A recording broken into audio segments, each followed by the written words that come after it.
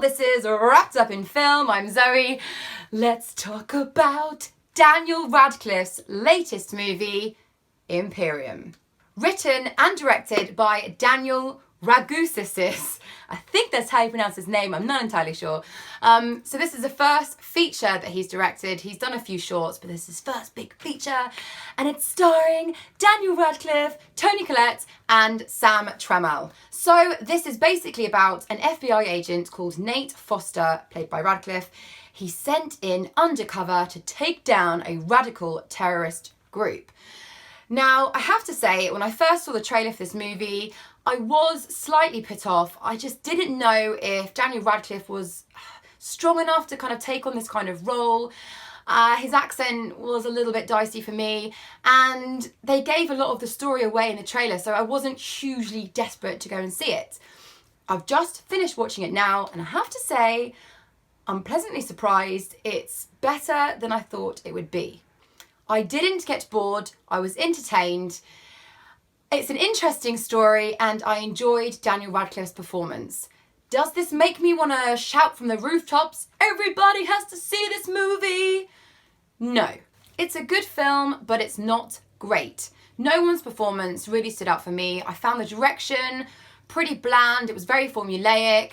The music, I don't even remember the music, so that just says it all really. And I did find it hugely predictable. Okay, so Daniel Radcliffe, he does give a fairly good performance in this movie. I feel like he's done the best with what he's been given. I don't think his character was written very well at all. And he's a good actor. Yes, his accent is slightly off, but overall, you know, he has proven himself to be a good, serious actor. I just think he was incorrectly cast. He obviously really wants to break away from being so typecast as little Harry Potter, and this movie's come along and it's a Nazi movie and he's going to be playing a white supremacist with a skinhead and it's a gritty role, and he's thinking, yes. And it reminds me a little bit of the situation we had with Edward Furlong, who plays the boy in Terminator 2. He went on to do American History X, another Nazi movie. And it's got me thinking and comparing the two movies. Now, Imperium is rated R.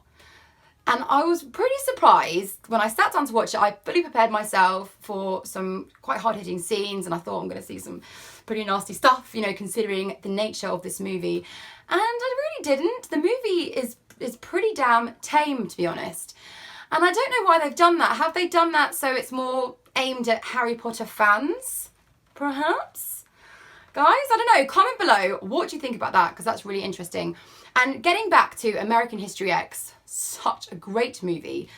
But again, we see more depth from the characters. The problem with Imperium is I didn't feel for Daniel Radcliffe's character. There's certain scenes that he's in and I should have been on the edge of my seat, terrified as to what could happen to him.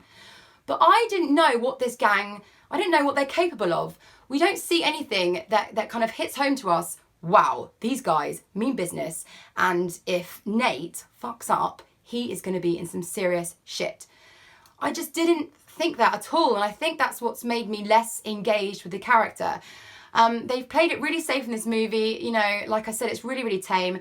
And I just think they could have pushed it a bit further and the movie would have had more impact. I think this is a really interesting topic. So guys, comment below. Let me know what you think about that. And have you seen the movie? What do you guys think? Do you think Daniel Radcliffe was right for this role? Do you think he was cast correctly?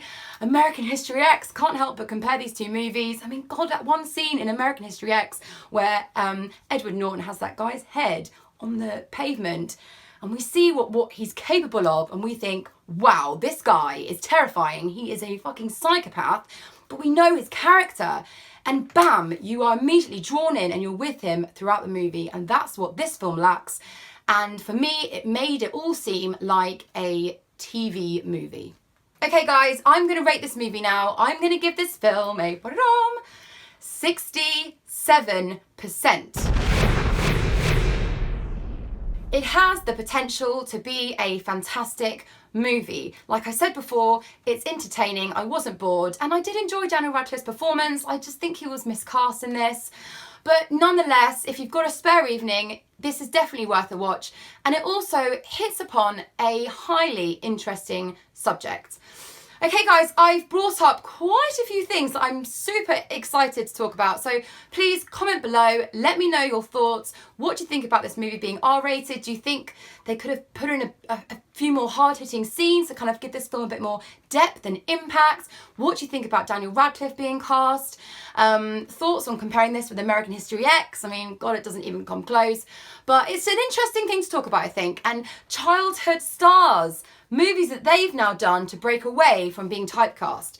Comment below, let me know your thoughts, and thanks so much for watching. Don't forget to hit that button down there and subscribe, and stay tuned for more movie reviews and trailer reactions and me blabbing on about films. And thanks for watching guys, I'll catch you soon. Bye.